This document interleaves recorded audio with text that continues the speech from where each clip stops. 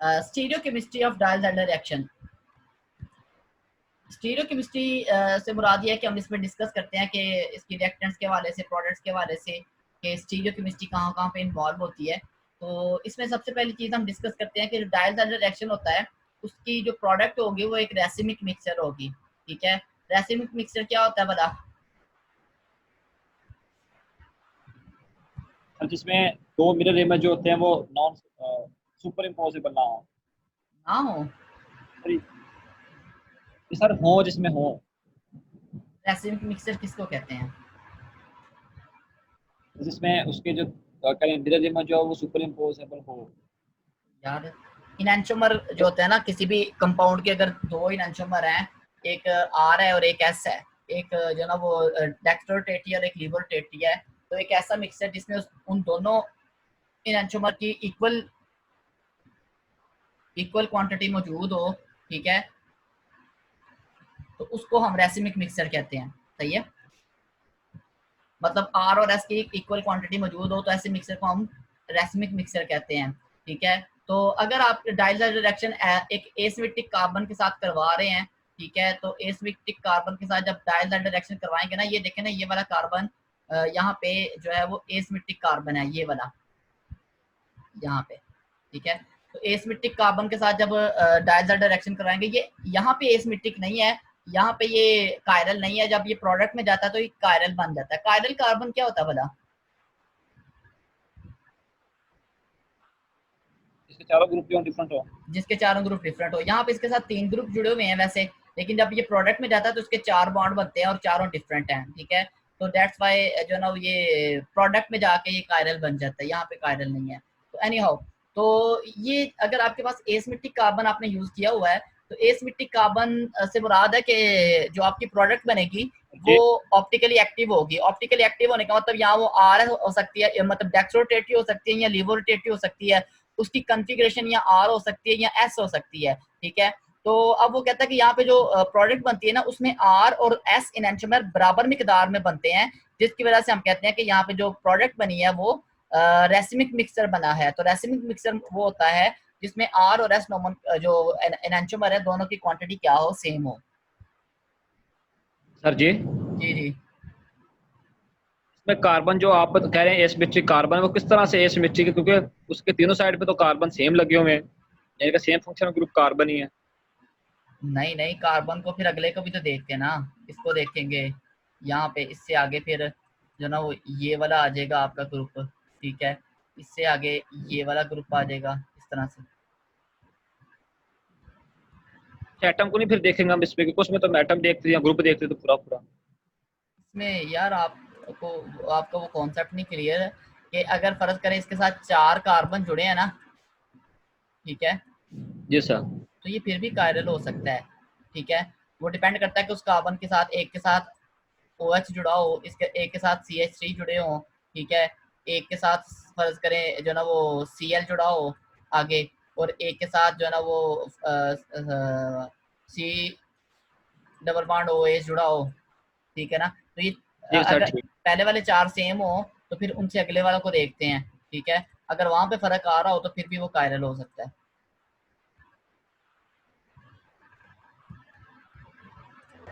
ठीक है, तो एनी हाउ, तो ये कायरल कार्बन था इस वजह से। तो यहाँ पे भी बेसिकली इसका ये वाले जो 2 ग्रुप है ना, इस साइड वाला और इस साइड वाला, इन दोनों में फर्क है, इस वजह से ये कायरल है। ठीक है, अगर ये इक्वल होते तो फिर इनमें इसमें कायरल नहीं था। एनी हाउ, आ जाते थे कि डायल्स रिएक्शन जो होते हैं ना, स्टीरियो स्पेसिफिक रिएक्शन होते हैं। ठीक है, स्टीरियो स्पेसिफिक एक ऐसा रिएक्शन होता है जिसमें रिएक्टेंट्स में और प्रोडक्ट्स में जो होते हैं ना ज्योमेट्रिकल आइसोमर स्पेशली, वो सेम होता है। ठीक है, तो ऐसे रिएक्शन को हम जो ना वो स्टीरियो स्पेसिफिक रिएक्शन कहते हैं, कि उसमें जो प्रोडक्ट बनती है उसकी कॉन्फ़िगरेशन हमें एग्जैक्ट पता होती है कि क्या जो ना वो प्रोडक्ट बन रही है। ठीक है, तो इसमें होता ही है कि अगर आपके पास अगर रिएक्टेंट्स जो स्पेशली डाइनोफाइल है वो अगर सिस है तो प्रोडक्ट भी सिस बनेगी, अगर डाइनोफाइल ट्रांस है तो प्रोडक्ट भी क्या बनेगी, ट्रांस बनेगी। तो ये सिस और ट्रांस के हवाले से है, ज्योमेट्रिकल आइसोमर्स के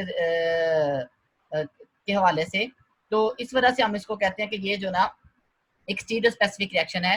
तो मतलब अगर इसमें आप 6 रिएक्टेंट लेंगे तो प्रोडक्ट भी 6 बनेगी, अगर ट्रांस रिएक्टेंट लेंगे तो प्रोडक्ट भी क्या बनेगी, ट्रांस बनेगी। यहाँ पे आप एक एग्जांपल देखें ये वाली, इसमें आपको ये नजर आ रहा है कि ये सिस डाइनोफाइल है, इसकी जो प्रोडक्ट है वो सिस बन रही है।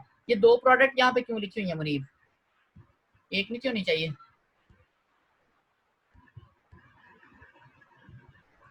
सर दोबारा क्वेश्चन कीजिएगा रिपीट। मैंने कहा है कि यहाँ पे 2 प्रोडक्ट क्यों हैं?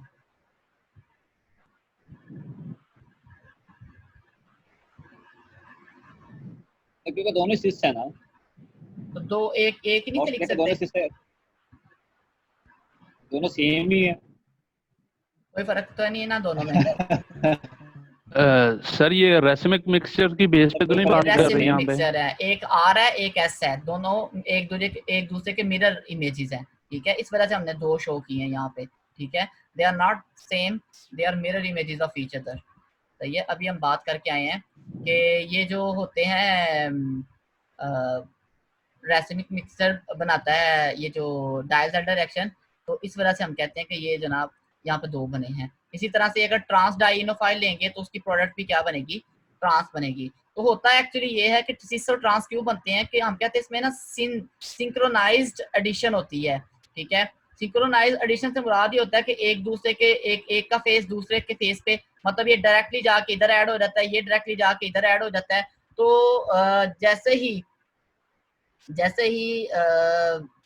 जो ना वो क्या किधर गया ये, हाँ, तो जैसे ही आपको पता है कि इसको रोटेट होने के लिए डबल बॉन्ड टूटना चाहिए, लेकिन यहाँ पे डबल बॉन्ड टूटने की मोहलत ही नहीं आती, उसी वक्त उसका नया बॉन्ड यहाँ पे बन जाता है और उसकी पोजीशन दोबारा से क्या हो जाती है, फिक्स हो जाती है। तो इस वजह से जो ना इसकी जो भी इसका होगा कॉन्फ़िगरेशन बिफोर वही आफ्टर रहेगी। तो इसमें ये होता है कि सिंक्रोनाइज एडिशन होती है, वो एक दूसरे के फेस जाके आमने सामने से ऐड हो जाते हैं, जिसकी वजह से जो ना वो उसको मौका नहीं मिलता कि वो अपनी कॉन्फ़िगरेशन को क्या कर सके, चेंज कर सके, ठीक है। तो उसके बाद ये नेक्स्ट एक प्रॉपर्टी है इसकी, इसको मैंने हाईलाइट नहीं किया।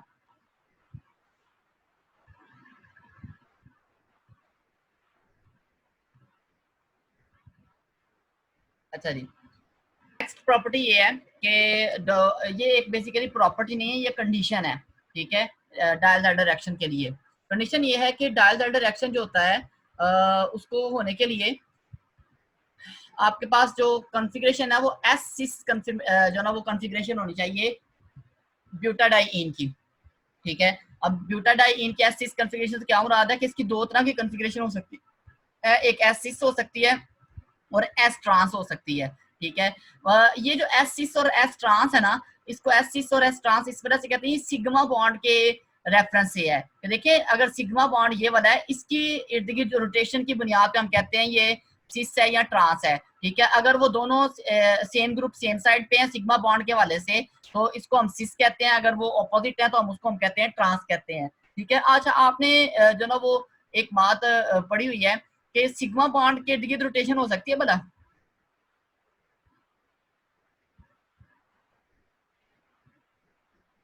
जी सर। हो सकती है, तो फिर इसमें हम सिस और ट्रांस कैसे सर हम करवा सकते हैं रोटेशन? हम करवा सकते हैं, को खुद ही होती है सर, थोड़ी अगर एनर्जी एडिशनल दे तो फिर हो जाती है। नहीं, ये मतलब बेसिकली ये इतनी थोड़ी एनर्जी इसको चाहिए होती है कि ये रूम टेम्परेचर पे खुद ब खुद ये रोटेशन होती रहती है, लेकिन बहरहाल थोड़ा सा एनर्जी बैरियर होता है, ठीक है। तो इस वजह से जो ना वो हम जो कहते हैं कि भाई ये एक सिस कॉन्फ़िगरेशन है, एक ट्रांस में। असल में होता क्या है कि इसके साथ जो होते हैं ना दूसरे ग्रुप्स लगने की वजह से कई दफा इसकी कॉन्फ़िगरेशन फिक्स हो जाती है या उसमें फर्क आ जाता है कि वो सिस फॉर्म में ज्यादा स्टेबल होता है या ट्रांस फॉर्म में ज्यादा स्टेबल होता है। तो उन कंडीशंस के लिए हम ये वाली जो ना वो यूज करते हैं, ये टर्म यूज करते हैं। तो एनी हाउ डायल डायरेक्शन के लिए जरूरी है कि ये सिस फॉर्म में हो, क्योंकि सिस फॉर्म में दोनों डबल बॉन्ड जो होते हैं वो एक ही साइड पे होते हैं और उनका इंटरेक्शन जो है ना वो डाई उसके साथ अल्कीन के साथ या डाइनोफाइल के साथ जो होता है वो इजी होता है। हाँ, अब सिस और ट्रांसफॉर्म वो कौन से पैरामीटर्स हैं जो इसको इफेक्ट करते हैं? अब देखिए हम कहते हैं कि जब डाई ट्रांसफॉर्म में है, ठीक है, तो पी ऑर्बिटल जो होता है ना वो अपोजिट साइड्स पे होते हैं और उनका ओवरलैप होना मुमकिन नहीं होता, ठीक है। तो इट मींस सादा सी बात है कि हर वो प्रॉपर्टी जो इसको इस कॉन्फ़िगरेशन में लाने की कोशिश करेगी वो रिएक्शन के रेट को इंक्रीज करेगी, ठीक है। और हर वो प्रॉपर्टी या हर वो स्ट्रक्चरल फीचर, कोई भी ऐसी चीज जो इसको ट्रांसफॉर्म में लाने की कोशिश करेगी वो इसके रिएक्टिविटी को क्या कर देगी, डिक्रीज कर देगी। मिसाल के तौर पर आगे इसके एग्जांपल्स भी हम देखते हैं। ये एक सिंपल सा मैंने एक जनरल टर्म दी है कि कोई भी ऐसी चीज जो सिस फॉर्म में आने से रोकेगी, ट्रांसफॉर्म में जाने की तरफ ज्यादा कोशिश करेगी, वो उसकी रिएक्टिविटी को क्या कम कर देगी, ठीक है। तो लेकिन अगर कोई ऐसा आप फंक्शन ग्रुप लगा हुआ है जो सिस कन्फर्मेशन में इसको ला रहा है और ट्रांस में नहीं जाने दे रहा, वो रिएक्शन को क्या करेगा, फेवर करेगा, ठीक है। मिसाल देखें कि एक ऐसा आपके पास साइक्लिक डाइईन जिसमें दोनों डबल बॉन्ड सिस कन्फर्मेशन में लॉक हो गए हों, उसकी रिएक्टिविटी सबसे ज्यादा होती है, ठीक है। मिसाल के तौर पर ये वाला देखें, ये एक जो आपके पास ये कंपाउंड है ये वाला, ठीक है। अब इसमें ये लॉक हो गया है सिस फॉर्म में, ये कभी भी ट्रांस जा ही नहीं सकता, ये डबल बॉन्ड दूसरी तरफ जा ही नहीं सकता, क्योंकि उसके लिए उसको ये सिग्मा सिग्मा बॉन्ड तोड़ने पड़ेंगे। तो इसकी जो है ना वो इस कंफर्मेशन में लॉक होने की वजह से इसकी रिएक्टिविटी बहुत ज्यादा हो जाती है। ये 25 डिग्री सेल्सियस पे भी रिएक्शन दे देता है। आमतौर पे आपने पहले देखा था, आपने 200 डिग्री सेल्सियस तक उसको गर्म किया था, ठीक है। तो ये इसके अंदर एक ऐसा फीचर है, ये वाला जो रिंग का बनना, कि जो इसको सिस फॉर्म में क्या कर रहा है, लॉक कर रहा है। और हर वो फीचर जो सिस फॉर्म में उसको क्या करेगा, लॉक करेगा, ठीक है, तो वो उसकी रिएक्टिविटी को क्या बढ़ देगा, बढ़ा देगा, और इतना बढ़ा देगा कि ये रिएक्शन जो ना वो लो टेम्परेचर पे भी हो जाएगा। नीचे आपको कुछ स्ट्रक्चर नजर आ रहे हैं, देखें ये वाला, ये दो मिथाइल ग्रुप जो होते हैं ना, ये सिस फॉर्म में स्टेबल नहीं है। सर दोबारा बता दें, आपकी आवाज नहीं थी आ रही। वही तो आवाज नहीं आ रही सर जी,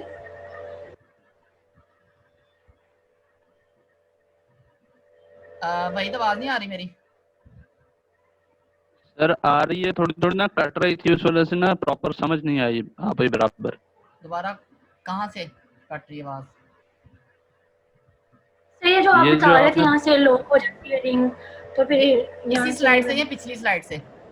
इसी स्लाइड है सर, ये जो आप लॉक का बता रहे थे कि अच्छा, यहाँ पे लॉक मैं ये कह रहा था, देखें कोई भी ऐसा स्ट्रक्चर के अंदर कोई भी ऐसा फीचर, कोई भी ऐसी खसूसियत जो उसको सिस में रहने पे मजबूर करती है, वो रिएक्शन के रेट को बढ़ा देगी। मिसाल के तौर पर देखें, ये जो रिंग का बनना है ना, यहाँ पे ये रिंग का बनना इन डबल बॉन्ड्स को सिस फॉर्म में रखेगा। ये कभी भी एक उस तरफ नहीं जा सकते। तो क्या होगा, ये लॉक हो गए हैं सिस फॉर्म में, तो सिस फॉर्म में लॉक होने की वजह से क्या होगा कि इसकी रिएक्टिविटी बहुत बढ़ जाएगी, इतनी बढ़ जाएगी कि ये लो टेम्परेचर पे भी क्या करेगा, रिएक्ट करेगा, ठीक है।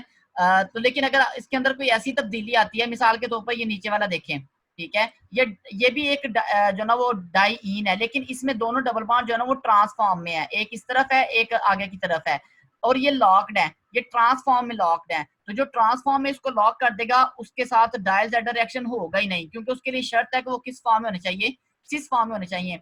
तो स्ट्रक्चर के अंदर कोई भी ऐसी तब्दीली, कोई भी ऐसी खसूसियत जो उसको सिस फॉर्म में लाती है, वो रिएक्शन को फेवर करती है, और कोई भी ऐसी तब्दीली जो उसको ट्रांसफॉर्म में ये लाती है। लॉक्ड क्यों हो जाते हैं? लॉक्ड से किस मुराद वजह से?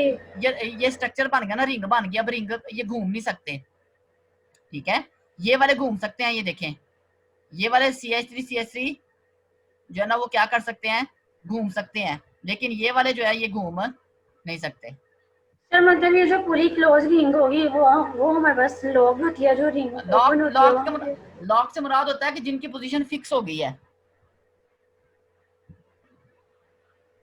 सही है, इसमें पूरी रिंग का तो नहीं है ना कि अगर कोई स्ट्रक्चर रिंग फॉर्म में तो वो लॉक हो जाते हैं। उनकी पोजीशन फिक्स हो गई है ना, एक दूसरे के लिहाज से वो मूव नहीं कर सकते, उसको हम कहते हैं ये लॉक्ड हो गए, जाम हो गए अपनी जगह पे। ओके सर, ठीक है, ये पोजीशन डबल बॉन्ड की वजह से लॉक हुई है ना सर? ये पोजीशन किसी भी वजह से, यहाँ पे ये रिंग के बनने की वजह से, ये वाली जो रिंग बनने की वजह से ये लॉक्ड हुई है, ठीक है। डबल बॉन्ड तो होना ही था हर एक में। यहाँ पे एक अगली एग्जांपल देखिए ना, ये वाला देखिए कंपाउंड, ये वाला देखें, सही है। अब इसमें क्या है, इसमें रोटेशन हो सकती है, कहाँ पे, यहाँ पे रोटेशन हो सकती है। बात समझ आ रही है? सर एरो नजर नहीं आ रही आपके? एरो नजर आएंगे। तो ये यहाँ पे रोटेशन होने की वजह से क्या होगा, ये इस फॉर्म में भी आ सकता है, मतलब ये एक इसी फॉर्म में रहे, ठीक है, CH3, ठीक है, और इधर H, ठीक है, इधर ये है डबल बॉन्ड, और एक जो होता है वो दूसरी साइड पे चला जाए, डबल बॉन्ड, ठीक है। उसके साथ आगे फिर CH है और CH3 है, ठीक है। ये कहाँ पे घूमा है? इस बॉन्ड पे घूमा है, सही है, ये वाला। ये रोटेशन समझ आई है? वही ना, सिंगल बॉन्ड के गिर्द, सिग्मा के गिर्द रोटेशन हो रही है रोटेशन होगी। अब यहाँ पे अगर सिग्मा सारे लॉक्ड हो गए तो फिर रोटेशन कुछ नहीं ना हो सकती यहाँ पे, सारे आपस में रिंग बन गया तो सर फिर जी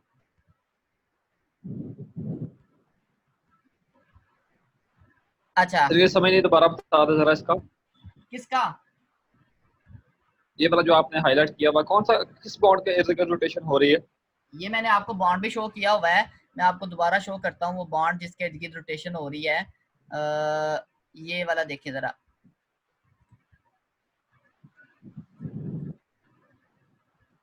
ये जो ग्रीन लाइन जिसपे मैंने ड्रॉ किया है, ये वाला बॉन्ड, इसके इर्द गिर्द रोटेशन होगी, मॉलिक्यूल घूम जाएगा, ठीक है। आधा दूसरी तरफ चला ठीक गया है। है, ये वाला हिस्सा दूसरी तरफ चला गया है और ये वाला इसी साइड पे रहा है, ठीक है। ठीक है। तो ये अब पहले ये ट्रांस था, घूमने के बाद सिक्स, अभी पहले सिस था, था, बाद में अब ट्रांस ट्रांस हो गया है। अब ये ट्रांसफॉर्म में ज्यादा स्टेबल होगा, क्यों? ठीक। क्योंकि मिथाइल ग्रुप बल्कि ग्रुप है, इनकी आपस में स्टेरिक रिपल्शन होगी, सही है ना। तो ये ट्रांसफॉर्म में क्या है? ज्यादा स्टेबल है। जब ये ट्रांसफॉर्म में ज्यादा स्टेबल है तो इस वजह से इसका रिएक्शन का रेट क्या होगा? स्लो होगा, ठीक है।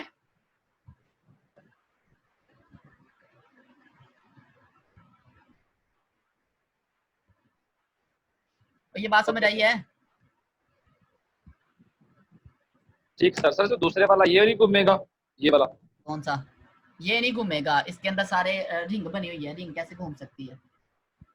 ठीक, और इसका क्या सीन है? ठीक है, बाकी सारे घूम सकते हैं, लेकिन अब इसमें ये देखें, ये घूम तो सकता है लेकिन इसमें जो ना वो ये वाली रिपल्शन इतनी ज्यादा नहीं है।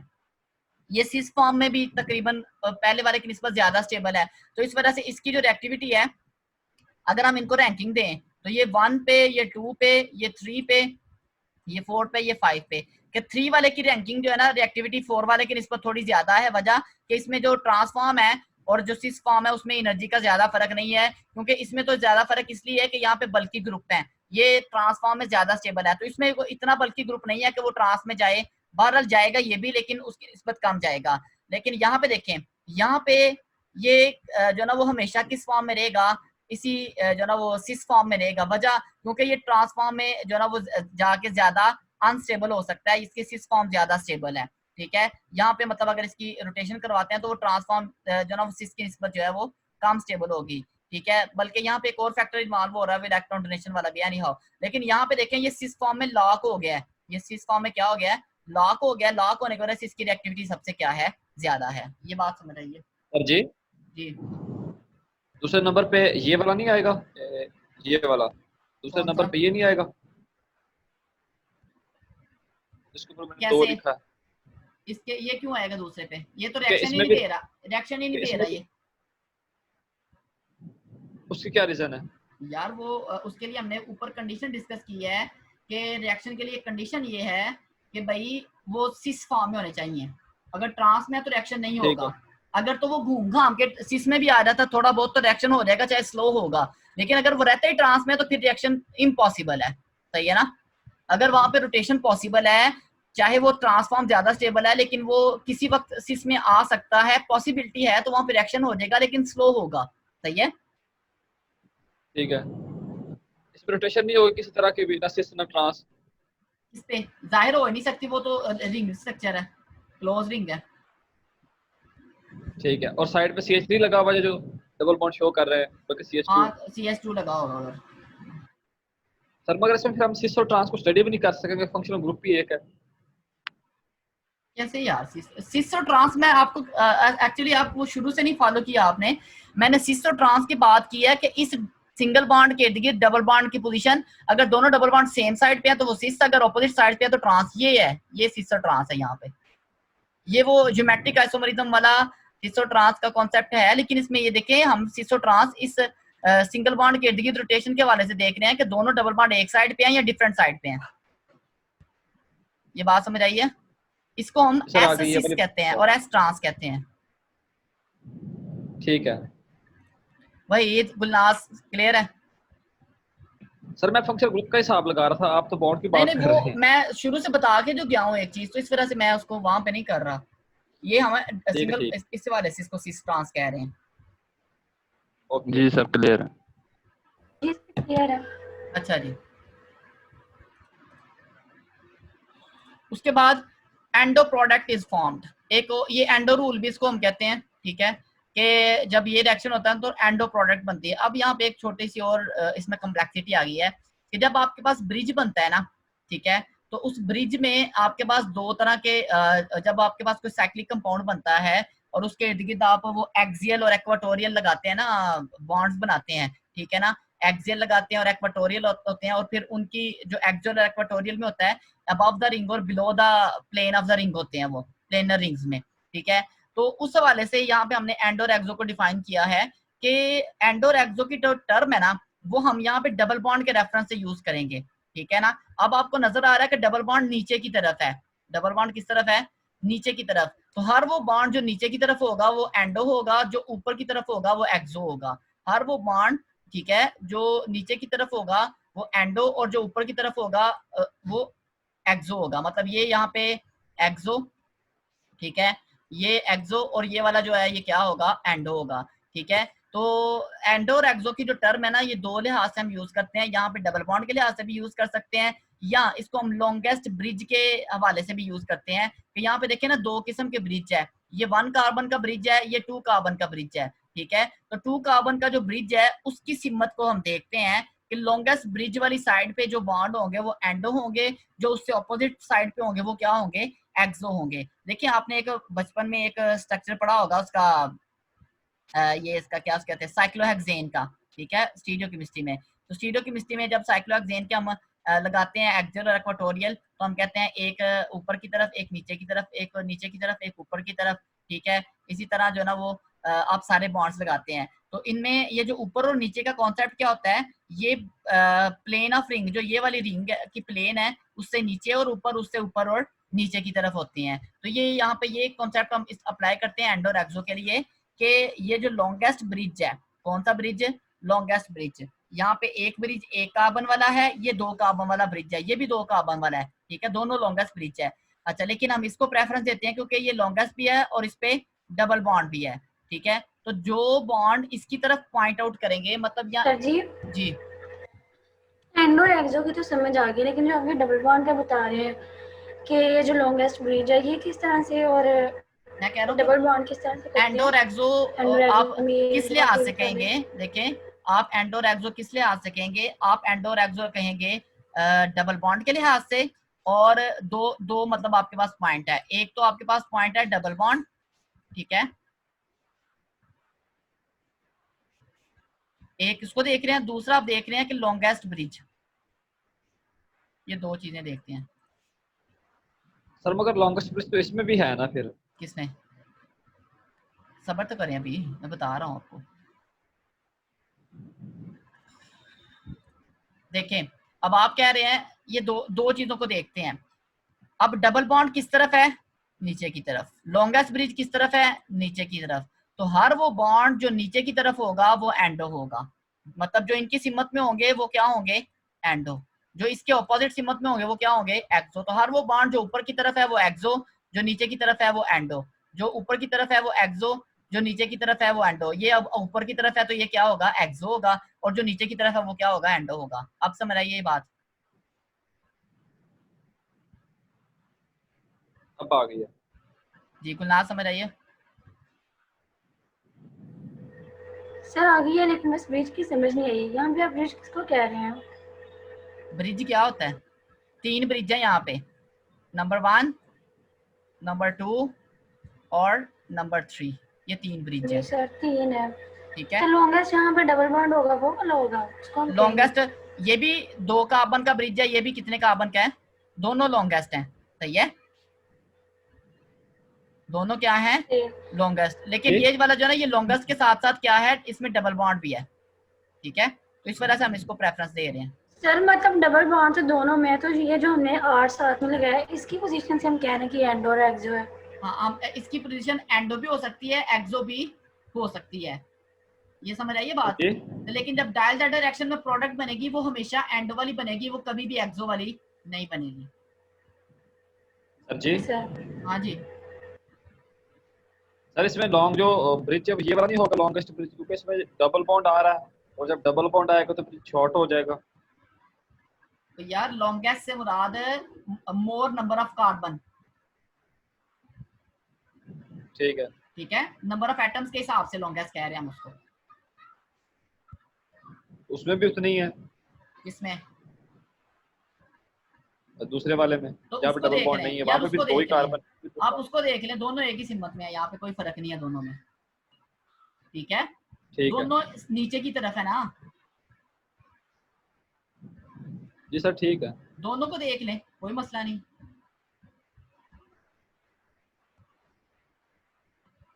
जी आगे चलें। अरे जब हम एक्सियल और इक्वेटोरियल को डिस्कस करते हैं तो जो हमें इन द प्लेन होते हैं या जो क्या लाइक प्लेन में आ रहे होते हैं वो एक्सियल होते हैं, नहीं एक्सियल, और जो बाहर जा रहे थे आउट ऑफ प्लेन होते नहीं हैं। नहीं नहीं हाँ, जो जी प्लेन पैरेलल होते हैं तकरीबन वो एक्सियल होते हैं, जो परपेंडिकुलर होते हैं वो होते हैं, नहीं सॉरी, जो परपेंडिकुलर होते हैं वो एक्सियल जो होते हैं, जो परपेंडिकुलर होते हैं हम उन्हें वो एक्सियल होते हैं, और जो पैरेलल होते हैं वो इक्वेटोरियल होते हैं।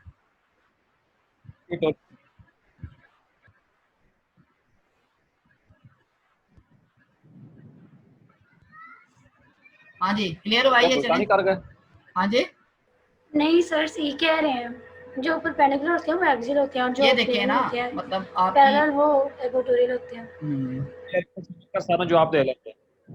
ये देखिए, बताया सर ने, ठीक कहा है। अच्छा ऐसे देखिए सुने, आपने एक वो स्ट्रक्चर देखा हुआ है ना, वो वाला ट्राइगोनल बाई पैरामीटर स्ट्रक्चर, जी सर। ठीक है, ये इसकी प्लेन है, ठीक है, ये एक प्लेन में है तीनों, ये तीनों किस में है? एक ही प्लेन में है, तो इन तीनों को हम कहते हैं इक्वेटोरियल, ठीक है। जो इनसे ऊपर और नीचे होगा उसको हम क्या बोलेंगे? एक्सियल। में अगर आपके पास एक मेज है ना, मेज, ठीक है, फर्ज करें आपके पास मेज है कुछ इस तरह का, सही है, ये मेज है,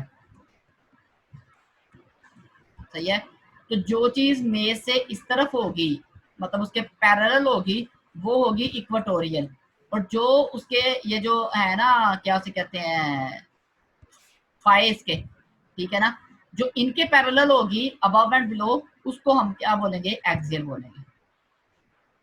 आप समझ आइए? सर ठीक है। जो आपके पास होती है ना साइक्लोहेक्सीन वगैरह का, जैसे ये भी स्ट्रक्चर आपको नजर आ रहा है, ये स्ट्रक्चर कैसे होता है? बेसिकली ये एक मेज होता है, समझ लें, मेज है, और मेज में से एक कार्बन ऊपर आया हुआ है, एक कार्बन है नीचे गया होता है, क्लियर? ठीक है, अब ये इसकी अपनी प्लेन है, ये वाली जो मेज का जो था सतह, ये उसकी अपनी प्लेन है, जो इस प्लेन के पैरेलल होंगे वो एक्सियल, और वो सॉरी इक्वेटोरियल, ठीक है, और जो इससे परपेंडिकुलर होंगे वो एक्सियल होंगे।